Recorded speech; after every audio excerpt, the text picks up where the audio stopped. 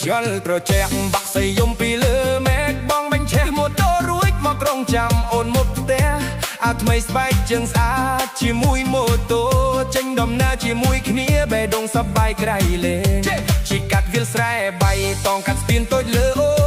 មានទឹកខ្លាឆ្វងគូអេចង់អង្គុយគុនមិនចាំបាច់ទៅឆ្ងាយទេសភាពស្រុកយើងក៏ស្អាតមានអូនអង្គុយពីក្រោយបេះដូងបងរីកដូចផ្កាកាន់ស្មាបងឲ្យជាប់កុំឲ្យខ្យល់បោកខ្លាំង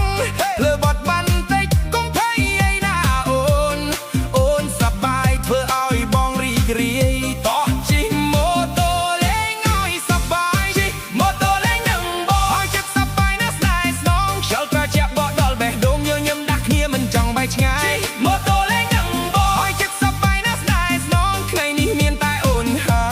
យនឹងបងជិះម៉ូតូយ៉ាងត្រសងស្ដាប់ចង់វាក់បេះដូងជិះម៉ូតូលេងនឹងបងឃើញតែភាពស្រស់ស្អាតឈប់ផឹកទឹកដងចង់បានអនុស្សាវរីយ៍ល្អមិនអាចទិញដោយលុយបានម៉ូតូមិនចាំបាច់ថ្មីបេះដូងសំខាន់ជាងគេមានស្នាមញញឹមមានផ្ទៃស្រឡាញ់គ្រប់គ្រាន់សម្រាប់ថ្ងៃនេះសង្ឃឹមថាពួកយើងមានបែបនេះរហូតជប់ក្រោមណាំប្រອບធំទីងពោតអង្គុយដើមអូនញញឹមបងក៏ញញឹមតាមខ្យល់រសាត់ទៅថ្ងៃលិចពណ៌មាសមេឃស្រស់ស្អាតខ្លាំងបងចង់ឲ្យពេលទេលាដែលយឺជាងមុនបានតិចហើយថ្ងៃណាអូនណាត់បងនឹងមកទទួលជិះលេងកំភ្លៅចាស់ដែលធ្លាប់មានក្តីសុខមិនថាទៅណាក្តៅភ្លៀងឬរងាមានអូនក្បែរខ្លួនបងមានសុភមង្គលបងមិនសន្យាអ្វីធំ